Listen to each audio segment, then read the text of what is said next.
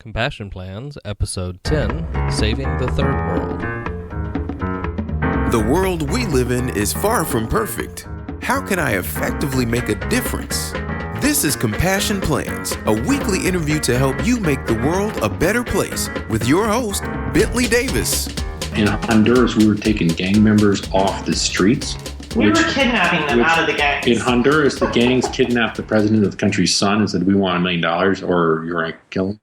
They killed him. Welcome to Compassion Plans. I'm Bentley Davis, and I have Nick and Gavin that are going to share a little bit with us about nonprofits. Welcome to the show, guys. Hey, it's good to be with you. Thank you, Bentley, for having us. So, guys, I like normally starting talking about compassion, which is about reducing someone else's pain. So what pain are y'all about reducing? For me, for Nick, personally, I love to reduce the pain of being locked or in bondage to something. So my biggest desire is to have freedom myself and to see other people free. So that would definitely be mine. I don't know. What about you, Gavin? The pain point I like to help people through is that they can be their own boss and start their own business, and they can have a financial freedom that is possible. That's awesome. Now, those are two completely different things. Well, have you met us? We're two completely different people. Again, we've been married for almost 17 years come September. Yes. So. Yeah, no, at some point in the past, y'all told me y'all were working on a nonprofit. Was that together on the same thing? We did. In 1999, Nicole and I started a nonprofit called Servant's Heart. We were living in Orlando at the time, and a friend of ours is a judge, and he went to Honduras and met this little girl with 8 brothers and sisters living in this tiny house. It was probably 8 feet by 8 feet. Yeah, it was small. And no electricity, no water. The girl's mother carried her about 3.5 miles on her back and said, "Can you help my daughter?" And the girl was blue. She had a genetic birth defect, and basically all the doctors said, this little girl is going to die. All of her organs actually were on the other side of her body. They're all upside down. And it looks like somebody took her organs on an x-ray and just scrambled them around. It was really insane. So my friend's a judge, and he's like, I don't accept that this girl's going to die. I just don't accept it. Now, he's not a doctor. He's a judge. So he called us from Orlando and from Honduras and said, hey, my credit card's in my house. Can you enclose my garage by the time I get back? I'm like, yeah, I think I can do that. We can do that. So we started enclosing his garage while he was in Honduras. Mm-hmm. He started making phone calls, and his family's pretty politically connected. Yeah. So within about 4 phone calls, he had her a passport to the U.S., and a doctor in the U.S. who was Honduran, who would do the surgery for free. And in like 2 weeks, this girl with her mother is here in Orlando. For like several months. Several months. Now, these people come from a very small agricultural town. And we took her, like, the mother to Publix, and she saw the meat, and she's like, I've never seen this much food in my life. Yeah, it was crazy. And it was just mind-blowing to see that we brought her here, the little girl, and she wanted to save, like, every bottle cap. Because everything was a memory to her. Yeah, I remember that. Yeah. She was not like hoarding, but she was, because under her bed in her room, she had her own room. She's never had her own room. She's never had her own bed. She's never had electricity. She's never had electricity. They literally would get water from a well. So anyway, we fell in love with this girl, and she was here for about a year or so. Yeah, and we said, we need to buy our house. We can buy our house for about $12,000. So we saved up money with a church. We were in Orlando. And they bought her a house. Well, they said, hey, we need some people who are relatively handy to go down and fix up this house. And this was in like the summer, in like June, July or something. I said, okay, let's go down. So my wife, Nicole, and myself and a team went down to Honduras, this little girl. God, I thought we were going to die. Little girl's village. It's about 1,000 degrees. And I'm from Florida, and this place is hot. Yeah. And they call it hell. And we fixed up her house. And we were on the plane to leave at the end of the week. And I'm like, wow. I know if I know anything in my entire life, I know I'm going to be living in this country. And I don't like this country. Right. Let me tell my part. So during the week, Gavin and I got deathly ill for the 2 days we were working our butts off. We got a heat stroke. And I remember saying to myself, there's no way I could ever live here. I remember saying it to myself several times. This place is like the armpit. There's no way. So we're on the plane leaving, and I'm thinking, thank you, Jesus, we're leaving. Take off. They're wanting the engine. And Gavin is hitting my knee going, Nicole, this is going to be so amazing. We are going to come back here, and we are going to live here, and we're going to build houses for people. And we're going to do all this. And he's telling me all these ideas. And I'm looking at him, patting his knee, going, of course we are, honey. Sure we are. I'm totally placating him. I'm like, whatever. There is no way you're getting me back. And then 5 months later, we sold everything. And that's like July. So between July and December, we sold everything we owned. We started a nonprofit organization. Crazy. And like a week before Christmas, we were in Honduras, living there. December 23rd, we got December 23rd, did not speak a lick of Spanish. So in 6 months? We left the country in 6 months with $5,000. Well, ironically, Gavin lost his job. So then I was still working. He was like, well, I can work on the nonprofit because it actually does take a while to do the nonprofit. And I think back then it was $500. You need $500 to start it. And Gavin's dad's a lawyer, so he helped us with the paperwork. And so he could get ready, basically, because he didn't have a job anymore, and help. We sold everything and just did whatever. I mean, we didn't have kids at the time. And basically, getting a nonprofit is fairly easy. It's about 4 steps. And if you know the 4 steps, the hardest part is downloading the thing from the internet, the application, and filling it out. If you can do that, you can have a nonprofit. You have to be specific on what you have to make out budgets and estimates. I have heard that it is still that simple, but the approval process now they're backed up. And it's taking almost a year to get approved. Ours came back a couple times, and that's why we brought in Gavin's dad, because we were like, mine came back once. He had a question about something, but you're making budgets for 5 years, and we had no. And you don't have any clue. You're just I'm completely making stuff up. We want to save the world. We want to build. We want to help people. We want to build houses. There's feed people. A hurricane went through Honduras, and people living basically under tarps. Yeah. So I'm like, listen, I want to go down there and build houses, and we did. So 6 months later, we're down there. We have a nonprofit. We're taking pictures. We're building houses. I think the first year we built like 35 houses or so in his village. The girl with the heart, we kept going back and forth to her village all the time. I said to those kids, I said, look, as much school as you want, I will pay. Yeah, if you get into it, I will pay for it. And actually, her brother is in his, 5th year of med school? I think it's 6th year. Yeah, and it's getting expensive. I'm like, man, I can't do this. Yeah, I'm actually going to put it on my podcast, believe it or not. But, yeah, if anybody wants to sponsor a kid in med school, it's not like having a son that isn't really ours. But he's got 7 brothers and sisters, so we're going to put him through med school, and he's going to support the rest of the family. And we've gotten him this far. He's got a year left. It's been 12 years now. It's been since 19. Well, and the judge and his wife, they're doing a business down there making jewelry. Yeah, we've kind of changed the dynamic of this family. And, the first year we were down there, we built houses and did a feeding program. The second year, we did kind of a thing with a group of organizations to kind of unify them. And we were also getting involved with an organization called Teen Challenge, which is not exactly teens. But in Honduras, we were taking gang members off the streets. We were kidnapping them out of the gangs. In Honduras, the gangs kidnapped the president of the country's son and said, we want $1 million or you're going to kill him. They killed him.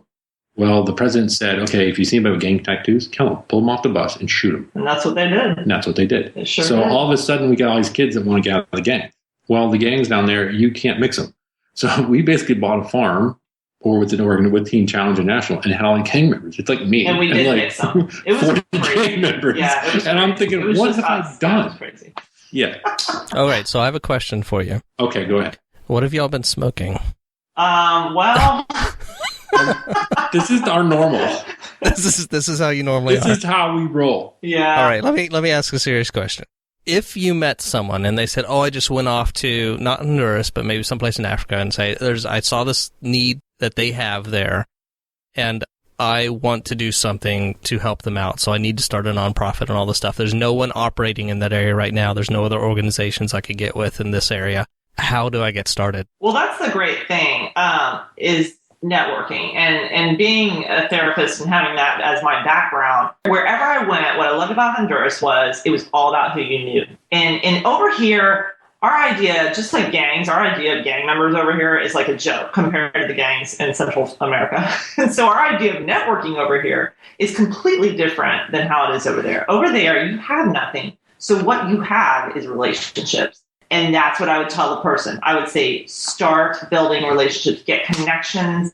We went over there and we lived with a couple for 3 weeks because, we had to get a place. We had to immerse ourselves, and they had lived there for several years. So without them, we would have been kind of screwed. Like, we wouldn't have known what we were doing or whatever. I would never, ever go to a country and say, I'm going to live here and do my cause and, do my work without at least knowing 2 or 3 people. Yeah. And being able to stay on their couch was which is exactly what we did. Gavin and I lived out of bags for 3 weeks and stayed on the couch, which pulled out. And basically they said, this is what you need to know. Well, boom, boom, boom. This is how you run a house. This is how you do buy a this. car. This is where you learn the language. And then what we did is turn around and did that for other people. So like other groups that came down, that's exactly what we did. We said, no, hang with us. We'll show you the local. We'll put you the real Honduras. You'll see the real Honduras, not just, what mission trips see for a week, we're going to show you like the nitty gritty, the real stuff. Yeah. So I would find an organization either in a similar country or a similar area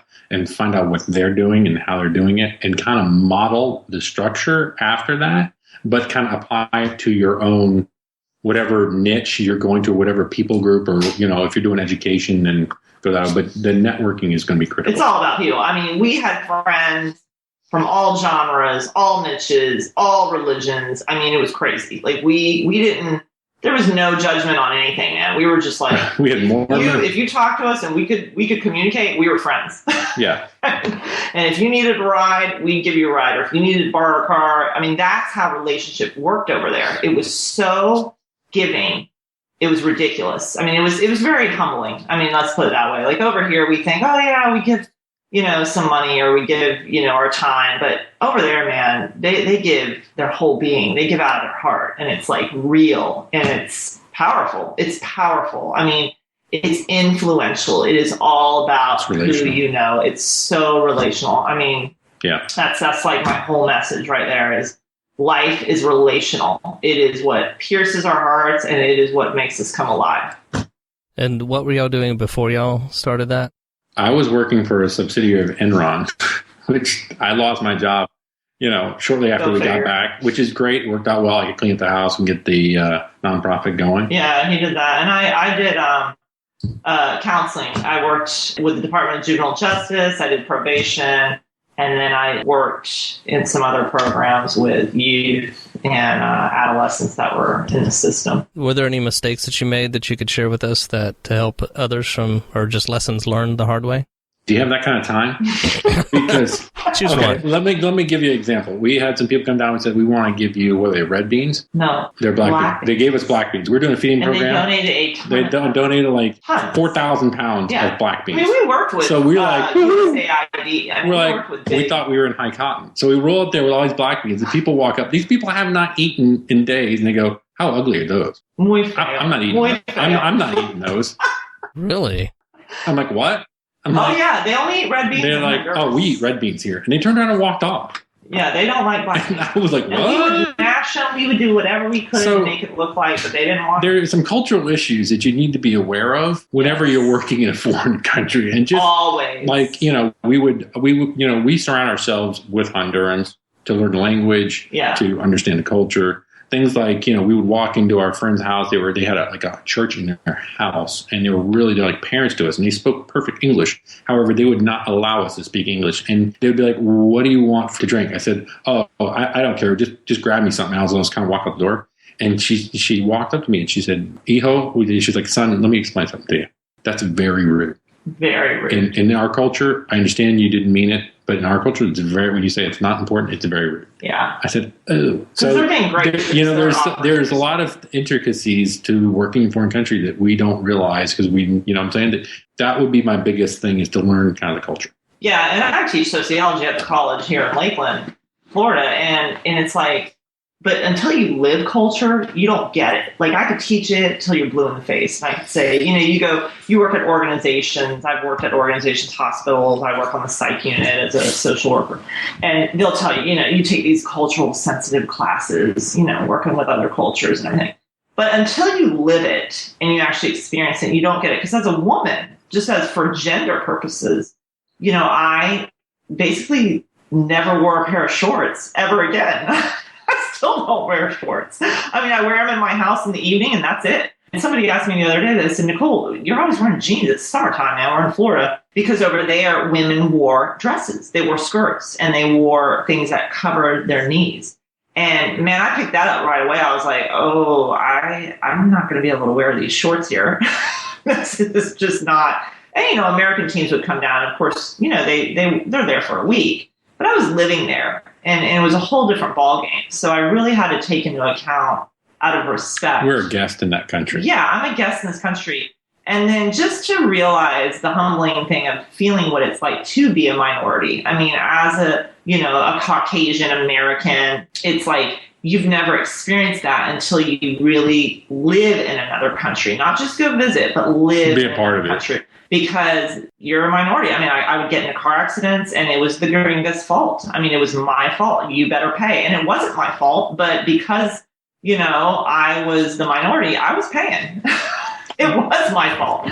And so those were some things that you just really had to take with a grain of salt and just be like, okay, this is learning. This is the journey. Was it hard at times? Absolutely. It was the most challenging time of our lives. However, it was also the best time of my life. It stretched me more personally. It developed me as a human being more than I ever could have gotten in any way. And even our marriage. I mean, I remember looking at him one day going, who are you? I mean, just the pressure of putting it on your marriage too, working together and then being in a total uncomfortable environment constantly. I mean, you're uncomfortable basically 2.5 years out of the 3 years we were there.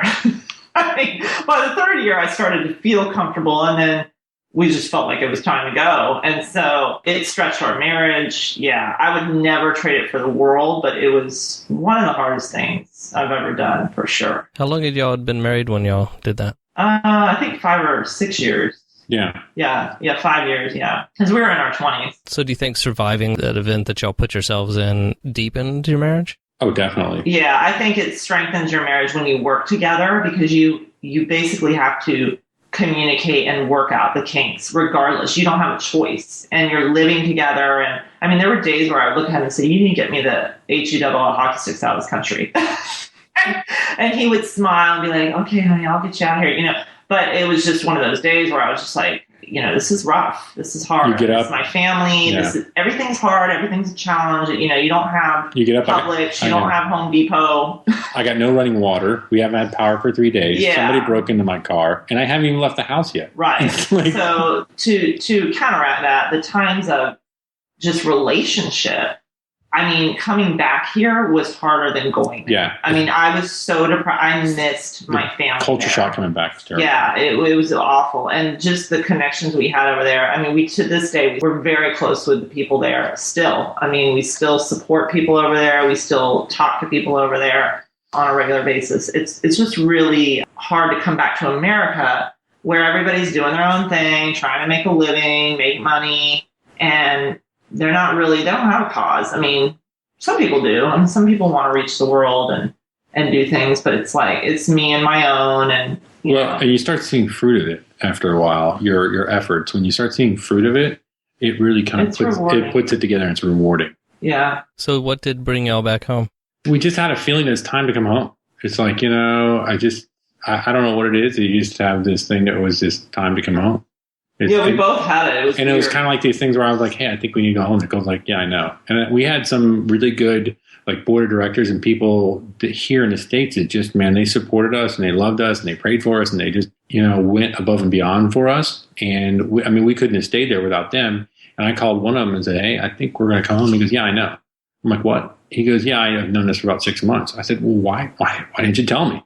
He's like, you wouldn't have heard it. Yeah, we wouldn't have believed him. I would have laughed. I was like, all right, this is an easier conversation than I was planning on having with you. And Teen Challenge was rough. Doing the Teen Challenge program, we had our car machete. It was rough. We were working with people that had killed people. I mean, these guys were 22-year-old. They would get into fights with me. They were but it's funny. I would tell people I felt more protected by those boys than anyone else. I knew they would take a bullet for me.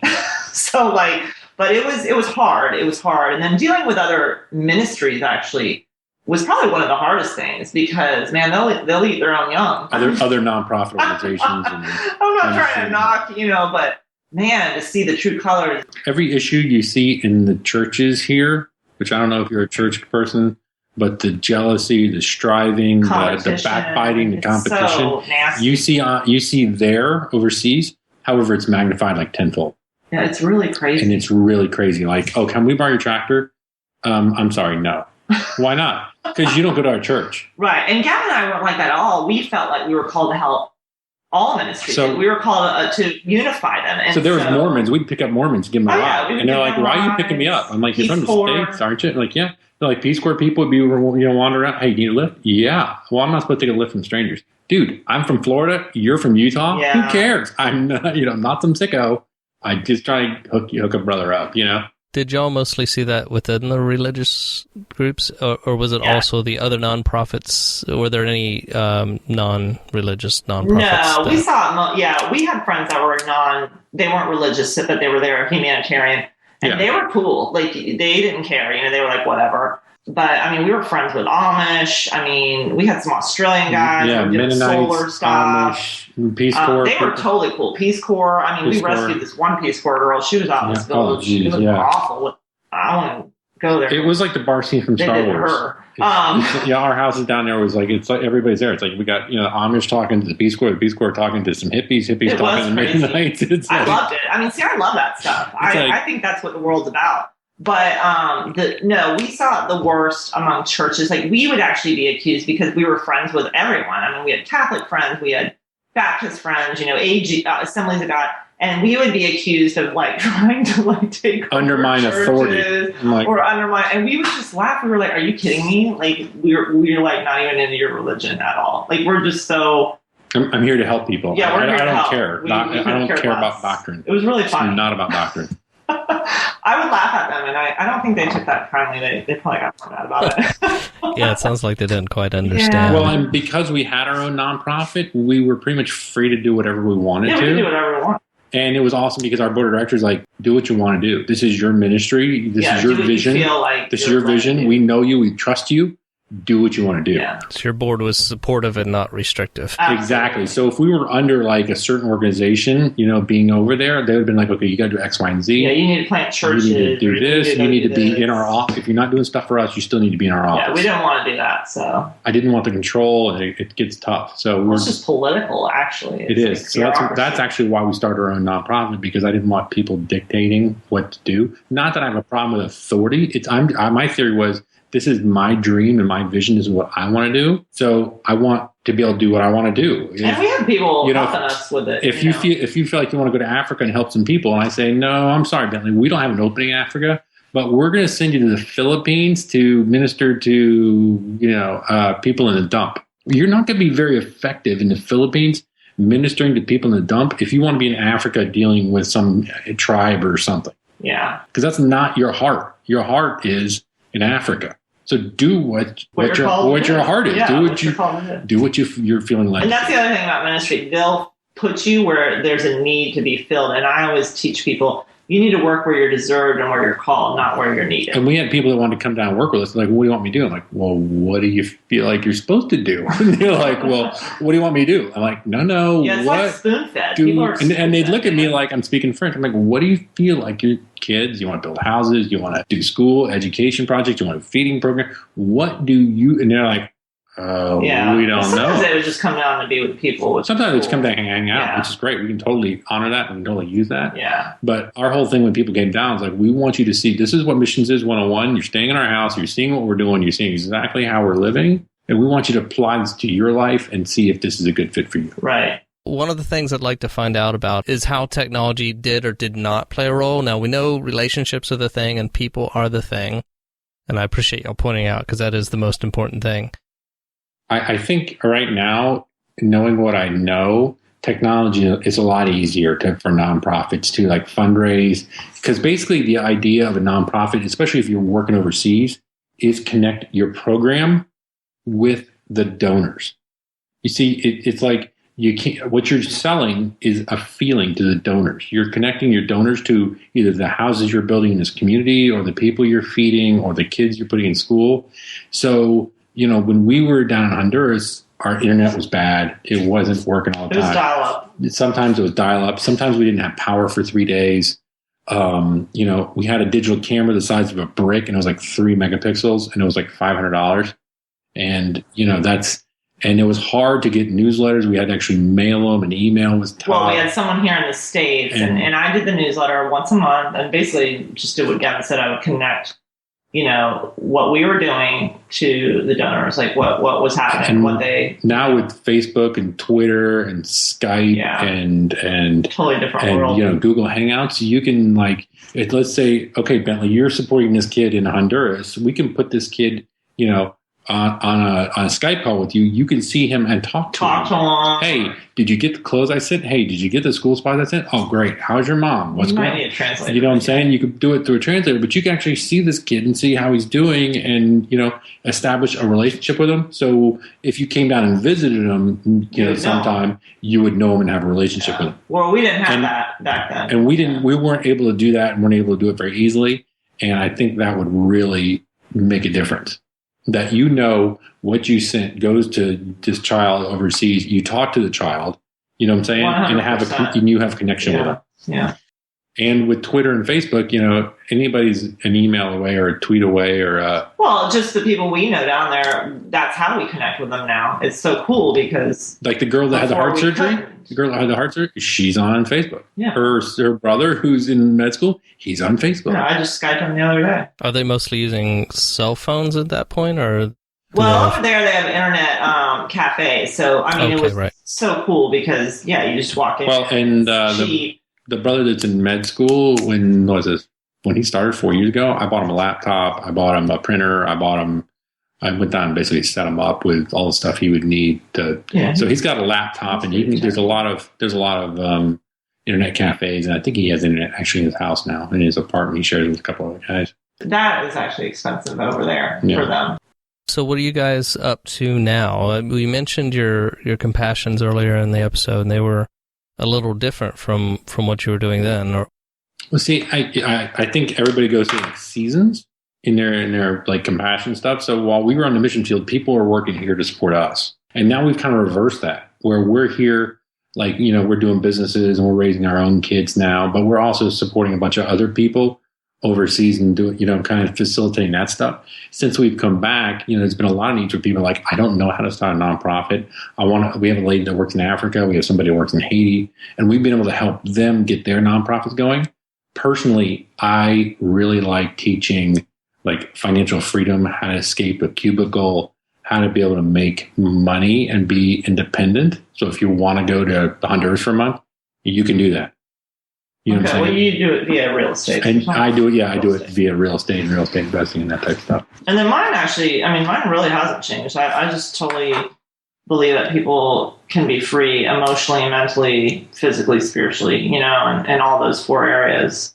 And so I feel like I just kind of carry that on with my coaching and consulting. I started a podcast working with men because I have worked with men for so long. I've worked with Teen Challenge and then even Department of Juvenile Justice side. Most of my caseload was boys that were in trouble in the system. And my heart is to see a man really become a real man and be free so that he can pass that on to his family and his wife and his children and his business and all of those areas, because what I see is that men are maybe free financially in entrepreneurship, but they're not free in relationships. They don't have success in those other areas of their life, or maybe health or mental, or emotional health. So right now I'm kind of doing that.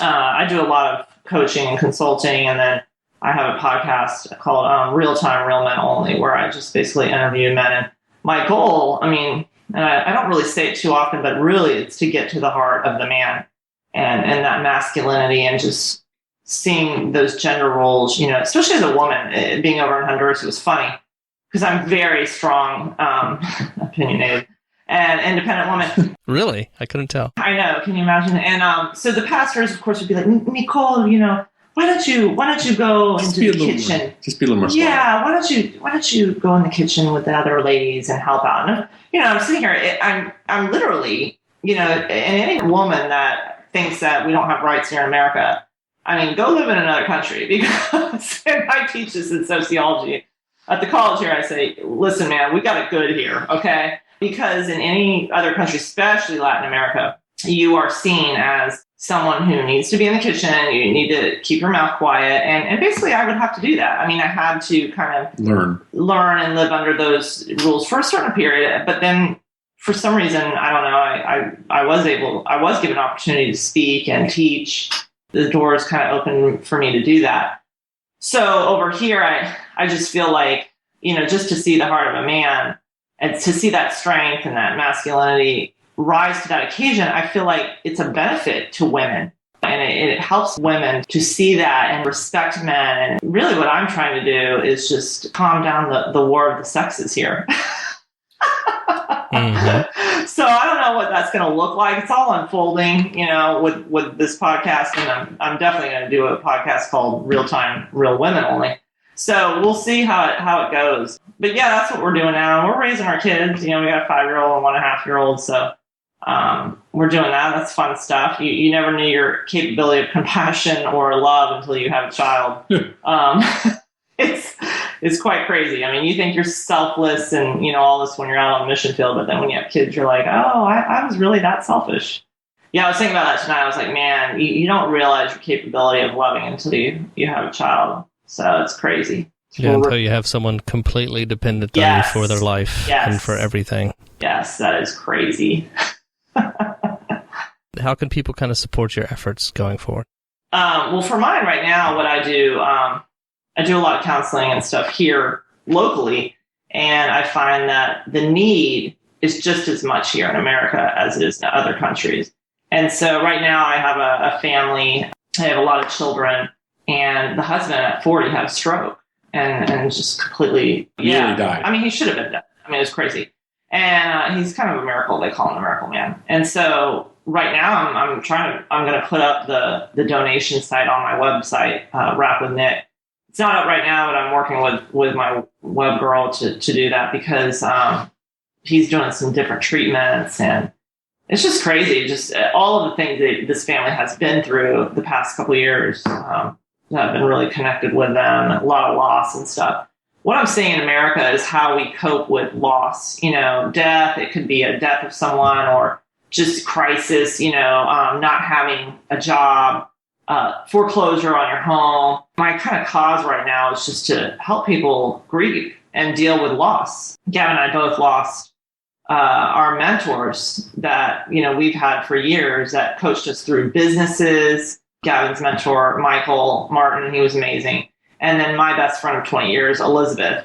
So it was crazy, and it was like back to back, like 2 years of loss. And it was just weird walking through that experience because now, gosh, the compassion that I have that I'm moved for when, someone's talking to me and they've lost their child at 10 years old to cancer or something.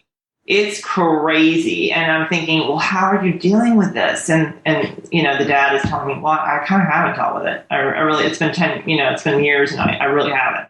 And so right now that's like my cause is just to educate and teach people and write about grief, write about loss and this world we're living in and to see the bigger picture, and to give hope. I mean, I named my daughter, my best friend of 20 years died 2 weeks later after my daughter was born, and her name is Hope, and Hope Elizabeth was her name. That's kind of one of my causes. And then to continue supporting Honduras because we do school sponsorship, I believe, as a professor. Education is it, man. And over there, the girls, they're meant to be maids or nannies. They're not even allowed to go to school. So it's crazy. I mean, what you hear on TV, that's so true. Like in Africa, I mean, all these other countries. So we still support that big time. And we're definitely going to have some venues on my site, at least, to where people can donate or, give to that cause. Yeah, I have to chime in. We're supporting Alexander Medical School. Us personally, nobody else helps. It's just us putting them through med school. We're plugged in with a bunch of organizations. And, if somebody really wanted to get involved down there, really good organizations that I know and I trust. Yeah. Just drop us an email. Oh, yeah. I know people with orphanages that you can go down there and play with the kids, and they're just good people. Yes. I know a couple from Texas. They were in their 70s and said we were going to retire, and they just went to Honduras in the middle of nowhere and built an orphanage. They're amazing. With like 150 kids. And I'm like, wow, who does this? And I'm just like, well, we just kind of felt like it'd be something to do for retirement. Yeah. So we know some really great organizations that, you're not going to see there. They don't have big fancy websites and they don't, do all kinds of advertising, but they just run some really amazing programs and they just have some really amazing kids. And You can just go and see these kids and go, oh my gosh, this is good stuff. And that's what I want to add about technology. It's cool to have, the latest and the greatest and all these. It's awesome, to have the donations right at your fingertips and whatever. But man, I'm telling you, when you get in the trenches and you meet people like who Gavin's talking about, this older couple. Well, we know several couples that started orphanages over there. It's gold. It's like you've hit a gold mine because these people are just so amazing. They don't even care about like the whole technology side of it, although they probably should, because it probably would help them out a bit better, and maybe that's a business idea. Someone